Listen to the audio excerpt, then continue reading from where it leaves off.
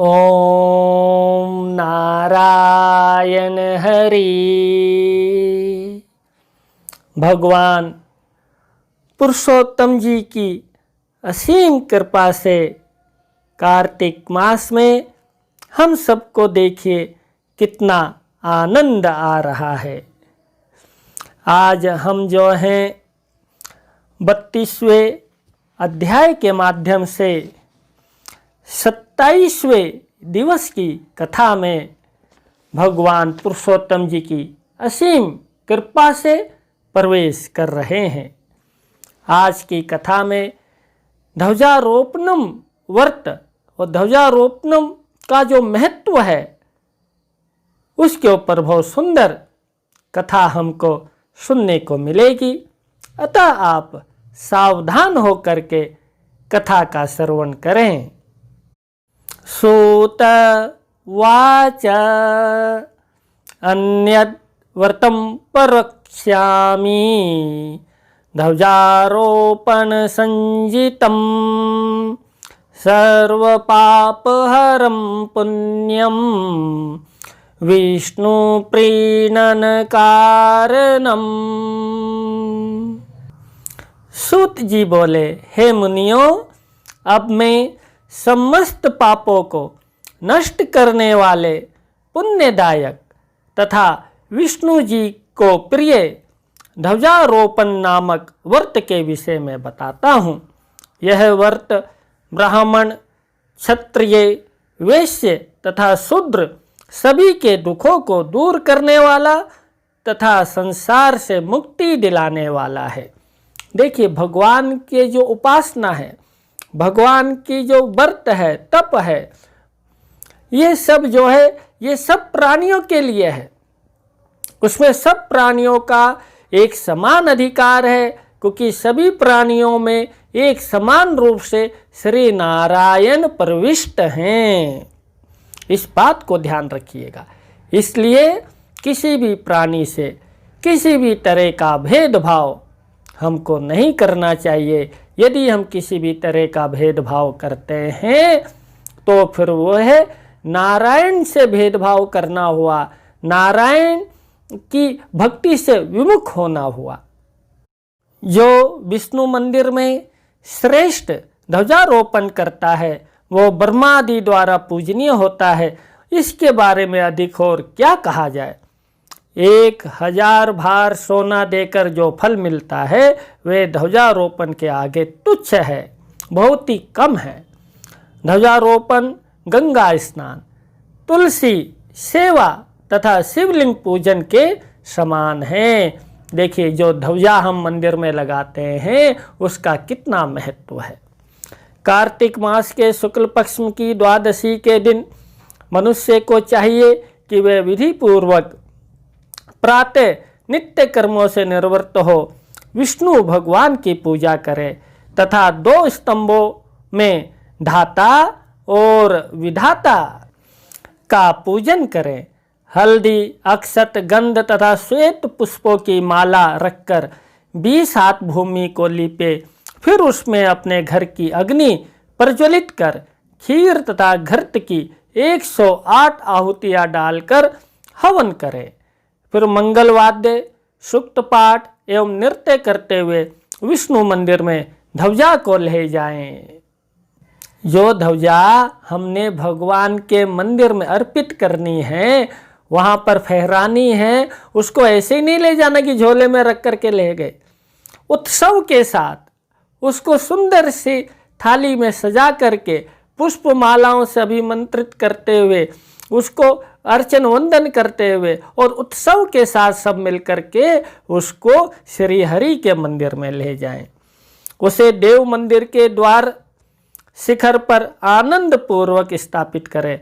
फिर गंध, पुष्प, अक्षत, धूप, दीप तथा अनेक प्रकार के भक्ष्य भोज्य पदार्थों से श्री विष्णु जी की पूजा करें और कहें, हे पुंडरीकाक्ष, हे विश्वभावन, हे ऋषिकेश, हे महापुरुष, हे पूर्वज, आपको प्रणाम है।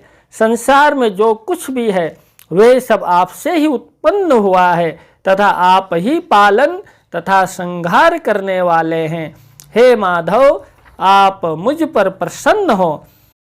जिन्हें लोग माया को संग रखने वाले, निर्मल स्वभाव, शुद्ध, निर्विकार तथा निरंजन कहते हैं, उन भक्त वत्सल, भक्ति गम्य, जनार्दन, निर्गुण तथा परम सूक्ष्म देवता को मैं बारंबार प्रणाम करता हूँ, जो हृदय में रहते हैं परंतु माया मोहित लोगों को दूर दिखाई प्रतीत होते हैं।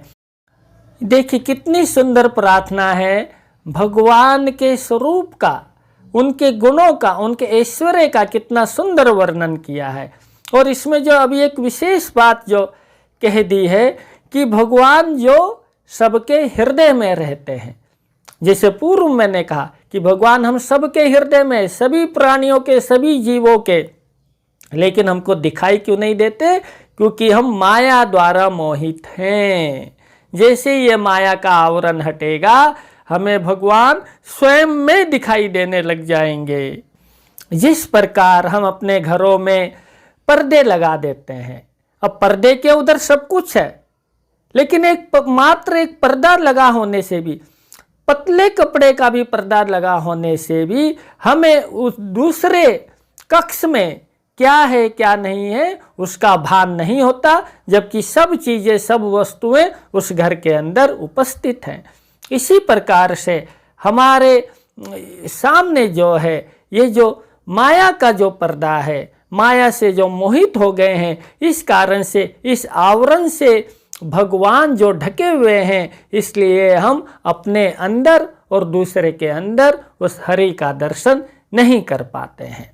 अतः माया का आवरण हटे, तो माया का आवरण हटाने के लिए एक ही माध्यम है, और वह है मायापति की भक्ति करना। जिसका ये आवरण है वही तो हटाएगा। जिसके घर में पर्दा लगा हुआ है उसी को हम कहेंगे, तो वही तो अपना पर्दा हटा करके हमको दिखाएगा कि भाई दूसरे कक्ष में क्या है। इसी प्रकार से ये माया जो है, मायापति की अनुचरणी है। तो मायापति की भक्ति करें, केवल भक्ति, उनका नाम स्मरण करें, भक्ति करें, लोगों की सेवा करें, सब में ईश्वर है ये भाव रखते हुए सबसे व्यवहार करें। इससे हमारी भक्ति मजबूत होगी, और जैसे हमारी भक्ति मजबूत होगी तो जो मायाधिपति हैं वो माया का आवरण अपने आप हटाएंगे, और जैसे ही वो माया का आवरण हटाएंगे तो हमें नारायण का दर्शन होगा। हम अपनी शक्ति से, अपने तप से, अपने बल से माया का आवरण नहीं हटा सकते, क्योंकि माया के आवरण के हम अधिपति नहीं है।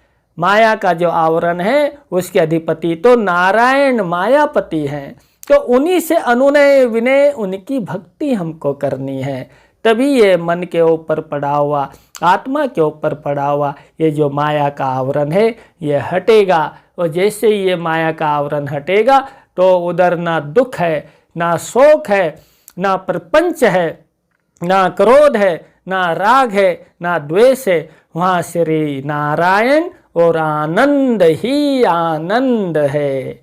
इसलिए जो वास्तविक भक्त होते हैं, कभी आपने उनको दुखी, पीड़ित होते हुए नहीं देखा होगा। कष्टों में भी वो आनंद में रहते हैं, क्योंकि उनका संबंध आनंदपति के साथ जुड़ा हुआ होता है। जो मनुष्य इस उत्तम स्तोत्र का पाठ करता है वे सब पापों से मुक्त होकर भगवान विष्णु जी का सामीप्य पाता है। इस प्रकार विष्णु जी की स्तुति करने के बाद ब्राह्मणों को भोजन कराएं तथा दान दक्षिणा देकर आचार्य की पूजा करें। पुत्र, मित्र, स्त्री तथा बंधुओं के साथ विष्णु भक्ति पारायण होकर रात्रि जागरण करें। जो व्यक्ति ध्वजारोहण के इस उत्तम कर्म को करता है उसके पुण्य फल को सुनो। हे विपेंद्र, हवा लगने से ध्वजा का वस्त्र जब फहरता रहता है तब तक पाप समूह नष्ट होते रहते हैं, इसमें संदेह नहीं है। महापापी तथा उपपातकी व्यक्ति भी विष्णु मंदिर में ध्वजारोपण करके सब पापों से छूट जाता है। जितने दिनों तक विष्णु मंदिर पर ध्वजा रहती है उतने सहस्त्र युगों तक हरि सारूप्य प्राप्त होता है।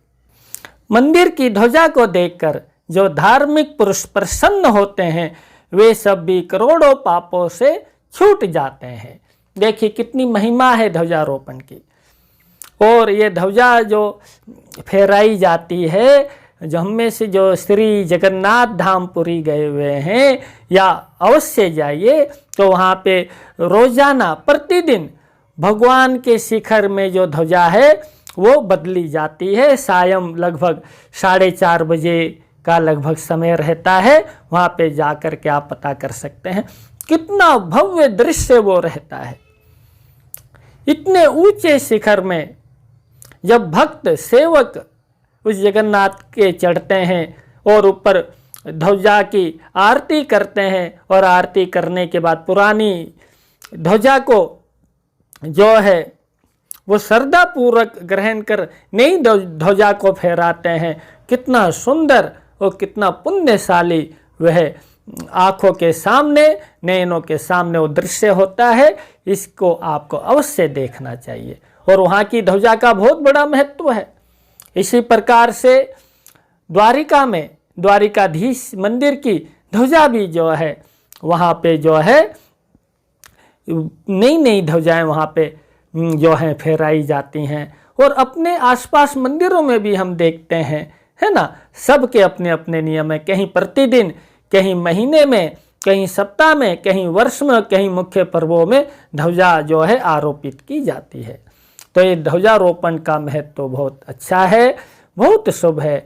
और हो सके तो जिनको भगवान ने अपना घर दिया हुआ है वो अपने घर के ऊपर भी भगवान श्री नारायण जी की ध्वजा को फहराएं और समय समय पर उसको बदलते रहें, नई नई ध्वजा फहराते रहें। लेकिन जब ध्वजा फहराएं तो उसका विधान दिया हुआ है, ऐसी जाकर के झंडे की तरह नहीं चढ़ा देना। ध्वजा को अपने मंदिर में पहले पूजन करें, फिर पूजन करके उसको एक सुंदर थाल में रख के अपने सिर के ऊपर पुष्पों के द्वारा सजा करके पूरा परिवार जो है अपने घर की छत पर जाए और फिर उस पुरानी ध्वजा को निकाल करके नई ध्वजा फहराए और विष्णु नारायण भगवान का जय जय जयकार करें। अब देखिए सभी पापों से छूट जाने का जो है उसके संबंध में एक बहुत सुंदर जो है कथा जो है सुना रहे हैं। हे ऋषियों, तुम एक प्राचीन इतिहास को सुनो जो सब पापों को नष्ट करने वाला तथा नारद जी द्वारा वर्णित है। प्राचीन सतयुग में सुमति नामक एक चंद्रवंशी राजा था। वह बड़ा धनी तथा 7 द्वीपों पर राज्य करने वाला था। वह सर्वलक्षण संपन्न, समस्त संपत्तियों से युक्त, सदैव हरि कथा श्रवण करने वाला, हरि पूजा पारायण था। उसकी सत्यवती नामक पतिव्रता पत्नी सब लक्षणों से युक्त बड़ी बुद्धिमान थी। वे दोनों स्त्री पुरुष नित्य जल दान करते थे तथा तालाब, कूप एवं बगीचों का निर्माण कराया करते थे। वे सती रानी सत्यवती विष्णु मंदिर में जाकर नृत्य, गीत आदि द्वारा भगवान को संतुष्ट किया करती थी। वह राजा प्रत्येक द्वादशी तिथि को बड़ी धूमधाम के साथ विष्णु मंदिर में ध्वजारोहण किया करता था। ऐसे हरिभक्त राजा तथा उसकी पत्नी सत्यवती की देवतागण भी सदैव प्रशंसा किया करते थे। एक बार उस धर्मात्मा राजा तथा उसकी पत्नी को देखने के लिए विभांडक नामक ऋषि अपने शिष्यों के साथ वहां आए। राजा ने पत्नी सहित उनका आदर सम्मान पूर्वक पूजन किया। आतिथ्य सत्कार के उपरांत उन्हें आसन पर बिठाया। देखिए ऋषि मुनियों का हमारे देश में कितना सम्मान था। जो चक्रवर्ती राजा है वो भी एक त्यागी के लिए, एक सन्यासी के लिए, एक संत के लिए अपना सिंहासन खाली कर देते थे और उनको अपने सिंहासन पर बिठाते थे। मतलब धर्म की कितनी ऊंची मान्यता थी और आज धर्म का कितना ह्रास हो गया है। इस विषय पर कुछ कहने से पहले ही जो है बहुत ही दुख होता है। किसी और प्रसंग में इस विषय पे जो है कभी किसी और सत्र में चर्चा करेंगे। फिर राजा ने स्वयं नीचे आसन पर बैठकर हाथ जोड़ते हुए इस प्रकार कहा, हे मुनीश्वर, आपकी कृपा पाकर मैं धन्य हो गया हूँ। संतों का आगमन प्रशंसनीय तथा सुखदायक कहा गया है। वे जहाँ पधारते हैं वहाँ समस्त संपत्तियाँ विद्यमान रहती हैं। हे तेज और कीर्ति के धनी विप्र श्रेष्ठ, आप मुझे आज्ञा दीजिए कि मैं क्या करूं। देखिए संत की कितनी महिमा। संतों को गोस्वामी तुलसीदास जी ने चलता फिरता तीर्थ कहा है। गंगा स्नान करना तो आपको गंगा के पास जाना पड़ेगा, प्रयाग स्नान करना है तो आपको प्रयाग के पास जाना पड़ेगा, बद्रीनाथ जी का दर्शन करना है तो आपको हिमालय में बद्रीनाथ जी के पास जाना पड़ेगा। लेकिन संत जो है ये चलते फिरते तीर्थ हैं, आपके घर में स्वयं आकर के आपको दर्शन भी देते हैं और ज्ञान भी देते हैं। संतों की बहुत बड़ी महिमा है, बहुत बड़ी महिमा है। राजा के इन विनम्र वचनों को सुनकर मुनि ने प्रसन्न हो उनका हाथ पकड़ते हुए कहा। ऋषि बोले, हे राजन, आपने जो कुछ कहा है वे तुम्हारे जैसे कुलीन के लिए उचित ही है। विनम्र पुरुषों को सभी कल्याणों की प्राप्ति होती है। हे नृपश्रेष्ठ, विनय से धर्म, अर्थ, काम तथा मोक्ष की प्राप्ति होती है। देखिए विनयशील होना, विनयशील होंगे तो चारों पुरुषार्थ हमको मिलेंगे। विनयशील का मतलब अहंकार रहित होना, किसी भी चीज का अपने मन में अभिमान और घमंड नहीं होना चाहिए। ये भूमि, ये मकान, ये वस्त्र, ये धन, ये रूप, ये यौवन कभी किसी का एक जैसा रहा है या रहेगा या हमेशा हमारे पास रहेगा। ये शरीर जो है हमारी बात नहीं मानता है। हमारे बाल काले होते होते सफ़ेद हो जाते हैं, हमारे पांव दौड़ते हुए चलने के लायक तक नहीं रहते हैं, हमारे दांत बहुत चमकते हैं लेकिन बाद में दंतहीन हो जाते हैं। क्या ये हमारा कहना मानता है? तो फिर जब हमारा शरीर हमारे साथ नहीं, तो फिर इन संपत्तियों का जिनके कारण हम अभिमान करते हैं, अहंकार करते हैं, क्या फायदा। इसलिए संपत्ति अर्जित कीजिए, धन भी कमाइए, लेकिन उसका अहंकार नहीं होना चाहिए। विनम्रशील होइए। विनम्रशील अमीर भी हो सकता है, गरीब भी हो सकता है, और जो विनम्रशील होगा चारों पुरुषार्थ धर्म, अर्थ, काम और मोक्ष उसको प्राप्त होंगे। विनम्रता से क्या नहीं मिलता। हे राजन, तुम्हें सन्मार्ग पर चलते देखकर हम बड़े प्रसन्न हैं, तुम्हारा कल्याण हो। हे महाभाग, अब हम जो पूछते हैं उसे बताओ। विष्णु भगवान को संतुष्ट करने के लिए लोग अनेक प्रकार के कार्य करते हैं, परंतु तुम तो अब तक केवल ध्वजारोहण कर्म में ही लगे हुए हो। तुम्हारी साध्वी पत्नी भी नृत्य ही करती रहती है, इसका क्या कारण है वह हमें बताओ। ये सुनकर राजा ने कहा, भगवान, आपने जो पूछा है उस विषय में सुनिए। हे मुनि, हम दोनों का चरित्र बड़ा ही आश्चर्यजनक है। देखिए अब जो ये राजा हैं और ये सत्यवती जो उनकी रानी है, इनके पूर्व जन्म का चरित्र सुना रहे। कैसे कैसे लोग हुए हैं, भक्त हुए हैं जिनको अपना पूर्व जन्म भी याद था, और हमको 4 दिन पहले 2 दिन पहले हमने क्या किया वो भी याद नहीं रहता है। क्या हालत हो गई है हमारी। देखिए, मैं पूर्व काल में मालिनी नामक शूद्र था, सदैव कुमार्ग पर चलता था और सब लोगों का अहित करता रहता था। मैं पिशुन, धर्मद्वेषी, देवताओं का धन हरण करने वाला, महापापियों की संगति में रहने वाला तथा भक्ष खाने वाला था। मैं गो घाती, ब्राह्मण घाती, चोर, सब प्राणियों को मारने वाला, नित्य कठोर वचन बोलने वाला, पापी तथा वेश्यागामी था। यह देखकर कुछ दिन बाद लोगों ने, जो मेरे अपने प्रियजन थे, उन्होंने मुझे त्याग दिया। मैं दुखी होकर के जंगल में चला गया। वहाँ मैं प्रतिदिन हरिणों का मांस खाता तथा यात्रियों को लूटा करता था। मैं उस निर्जन वन में अकेला और अत्यंत दुखी होकर रहता था। एक दिन मैं भूख प्यास तथा धूप से व्याकुल होकर एक पुराने शिव मंदिर में जा पहुंचा, फिर वहीं रहने लगा। हे मुनि, मैंने उस टूटे फूटे विष्णु मंदिर को तिनकों, पत्तों तथा लकड़ियों की सहायता से अच्छे आवास का रूप दिया। हे मुनीश्वर, रहने के उद्देश्य से मैंने वहाँ की भूमि को लीपा, फिर वहीं रहते हुए तथा व्याघ्रवृत्ति मतलब शिकारी बन करके हिरणों को मारते हुए अपना जीवन व्यतीत करने लगा। मैंने 20 दिन ऐसे ही व्यतीत किए, तभी वहाँ विंध्य देश में उत्पन्न एक स्त्री वहाँ आ पहुँची। वे निषाद कुल में उत्पन्न कोकिलिनी नाम वाली, बंधु वर्ग से परित्यज्य, दुख से व्याकुल तथा जीर्ण शरीर वाली थी। हे ब्राह्मण, वे भूख से व्याकुल हो अपने कर्मों पर पछताती तथा जंगलों में घूमती हुई देवयोग से मेरे पास आ पहुँची। मैंने उसे जल, मांस तथा जंगली फल खाने को दिया। वे खाकर संतुष्ट हुई। तब मेरे पूछने पर उसने जो कुछ बताया है महामुनि, उसे सुनिए। हे विद्वन, वह दामुक नामक निषाद की कोकिलिनी नामक पुत्री विंध्याचल पर्वत पर रहने वाली थी। वह पराय धन को चुराने वाली, सदैव कठोर वचन बोलने वाली तथा अपने पति की हत्या करने वाली थी। अतः भाइयों ने उसे त्याग दिया था।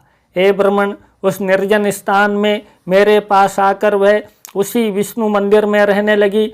हम दोनों पति पत्नी बनकर वहाँ रहते और मांसाहार करते थे।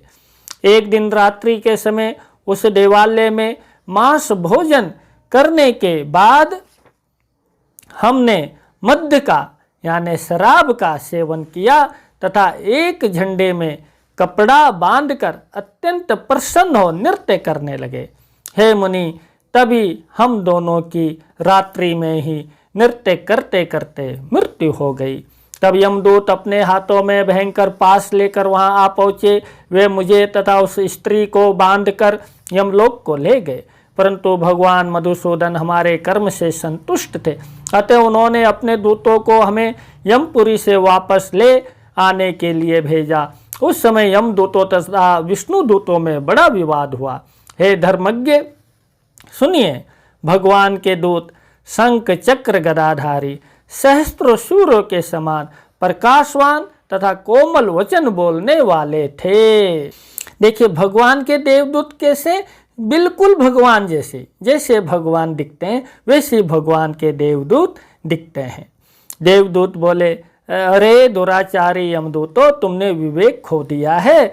तुम इन निष्पाप तथा श्री हरि को प्रिय पति पत्नी को तुरंत खोल दो। तीनों लोकों में विवेक ही संपत्ति का मूल कारण है। पाप बुद्धि रखने वाले अविवेकी पुरुष को अधम समझना चाहिए। तुम लोगों की बुद्धि पाप युक्त है, इसलिए तुम अविवेकी बन गए हो। यमदूतों ने कहा, आप लोगों ने सत्य कहा है, परंतु ये दोनों महापापी है, अतः हम इन्हें दंड देने के लिए ले जाएंगे। वेद में जो लिखा है वही धर्म है और जो नहीं लिखा वही अधर्म है। ये सुनकर देवदूत अत्यंत क्रुद्ध हुए और यमदूतों से इस प्रकार कहने लगे।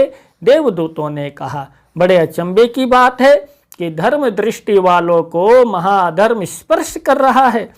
तुम लोग ऐसा पाप करने के लिए क्यों उद्धत हो? अपने कर्मों का क्षय होने के बाद भी महापापी सूर्य चक्र की विद्यमानता तक नरक में रहते हैं। पूर्व संचित पापों से कभी छुटकारा नहीं मिलता, फिर तुम बारंबार पाप क्यों कर रहे हो? वेद में कहा गया धर्म ही निसंदेह सत्य है, परंतु धर्म विरुद्ध कार्य तुम क्यों कर रहे हो? इन्होंने हरि मंदिर में नृत्य करते हुए ध्वजारोहण किया है, इसलिए ये सभी पापों से छूट गए हैं। तुम इन्हें अविलंब मुक्त कर दो। अंतिम समय में जिनका नाम सुनने मात्र से ही परम पद प्राप्त होता है। देखिए, अंतिम समय कितना महत्वपूर्ण है कि अंतिम समय में अगर हम भगवान का नाम ले लें तो सभी पाप भस्मीभूत होकर के हम परमात्मा के हो जाते हैं। लेकिन अंतिम समय में जिह्वा से भगवान का नाम निकलना तो चाहिए। वो तो तभी निकलेगा जब पूरे जीवन भर भगवान का नाम लेने का अभ्यास रहेगा।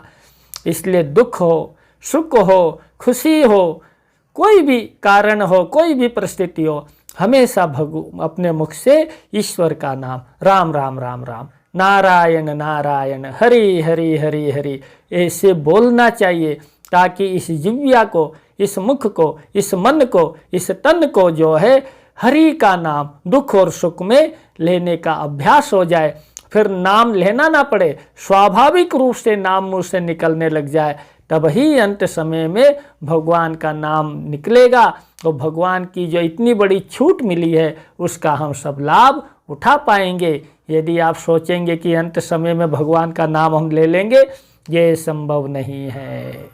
इसके लिए अभी से भगवान का नाम लेने का अभ्यास कीजिए और इस नाम को ऐसा बना दीजिए कि स्वाभाविक रूप से जब भी कहीं कोई खुशी का प्रसंग, दुख का प्रसंग, कैसा भी प्रसंग उपस्थित हो, तो मुख से पहला शब्द हमेशा भगवान का नाम ही निकले।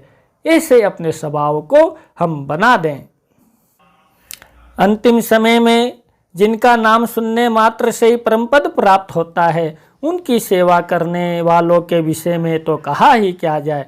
महापापी अथवा लघु पापी व्यक्ति भी यदि विष्णु भक्तों के दर्शन पा लेता है तो उसे परम गति मिलती है। जो व्यक्ति घड़ी अथवा आधी घड़ी के लिए भी विष्णु मंदिर में निवास करते हैं, उनके विषय में तो कुछ कहा ही नहीं जा सकता है। हरि मंदिर को लीपने वाले, सफाई करने वाले, पुराने मंदिर की मरम्मत करने वाले, जल सिंचन करने वाले तथा हरि मंदिर में दीप दान करने वाले मनुष्य महापुण्यशाली होते हैं। वे यमपुरी को नहीं जाते। इसलिए हमने भी देखा है, आपने भी देखा होगा, लोग मंदिर में झाड़ू लगाते हैं, मंदिर जल से मंदिर की सफाई करते हैं। जो धनवान व्यक्ति हैं वो मंदिर में अगर कहीं कोई कार्य की आवश्यकता है, मरम्मत की आवश्यकता है, कुछ निर्माण की आवश्यकता है, तो वो उस निर्माण को करवाते हैं। ये सभी जो है महापुण्यशाली व्यक्ति हैं जो मंदिर में, श्री हरि मंदिर में हरि की सेवा करते हैं। यह कहकर देवदूतों ने हमारे बंधन काट दिए तथा विमान में बैठाकर विष्णु लोक को ले गए। हम दोनों भगवान विष्णु के समीप रहे तथा वहाँ अनेक प्रकार के भोग भोगे। उन्हें सुनिए, कोटि सहस्त्र युगों तक, कोटि शत युगों तक हम विष्णु लोक तथा ब्रह्म लोक में रहे। फिर उतने ही समय तक चंद्र लोक में रहे और वहाँ भी हमने दिव्य भोगों को भोगा। हे मुनि श्रेष्ठ, उसके बाद हम इस पृथ्वी पर आए हैं। यहाँ भी हरि पूजा के प्रताप से हमें अतुल संपत्ति मिली है। अनिच्छा पूर्वक किए हुए कर्म का जब हमें ऐसा फल मिला है, तो जो लोग भक्ति पूर्वक भगवान माधव की अर्चना करते हैं, उनके विषय में तो कहा ही क्या जाए। हे विभांडक मुनि जी, मेरा निश्चित मत है कि उन लोगों को परम कल्याण की प्राप्ति होगी। ये सुनकर मुनि राजा की प्रशंसा करते हुए अपने शिष्यों सहित तपोवन में चले गए। इस पवित्र एवं समस्त पापनाशक कथा को जो लोग कहते अथवा सुनते हैं, उन्हें भी ध्वजारोहण का पुण्य प्राप्त होता है। देखिए, हमने कथा कही है और हमने और आपने सबने सुनी है उस नारायण की इच्छा से, तो हमको ये कथा सुनने से ही ध्वजारोहण का पुण्य प्राप्त हो गया है। नारायण कितने दयावान हैं, उनको हम नमन करते हैं। इति श्री पद्म पुराणे कार्तिक महात्म्ये ध्वजारोपण महिमा वर्णम नाम 32 अध्यायः। इति श्री पद्म पुराणे कार्तिक मास महात्म्य के अंतर्गत ध्वजारोहण महिमा वर्णन नामक 32वां अध्याय समाप्त हुआ। बहुत आनंद रहा। मंदिर में जो ध्वजा लगाई जाती है, ध्वजा फहराई जाती है, उसका कितना महत्व, कितना महात्म्य है, ये आज हम सब ने सुना। अतः हम अपने घर में भी जो है ध्वजारोहण अवश्य करें। जैसा मैंने पूर्व निवेदन किया है, श्री नारायण हम पर अवश्य प्रसन्न हैं और आगे भी प्रसन्न होते रहेंगे। कल जो है हम 33वें अध्याय की 28वें दिवस की कथा में प्रवेश करके जो कार्तिक मास का जिन्होंने व्रत उपवास किया है उसमें उद्यापन की विधि क्या है, इस विधि का बहुत ही सुंदर प्रसंग हम सुनेंगे। अब नारायण हरि हम पर प्रसन्न हो चुके हैं। पुरुषोत्तम भगवान मंद मंद मुस्कुरा करके अपनी आज्ञा दे रहे हैं। अतः आज की कथा को यहीं विराम देते हुए ओम नारायण हरि।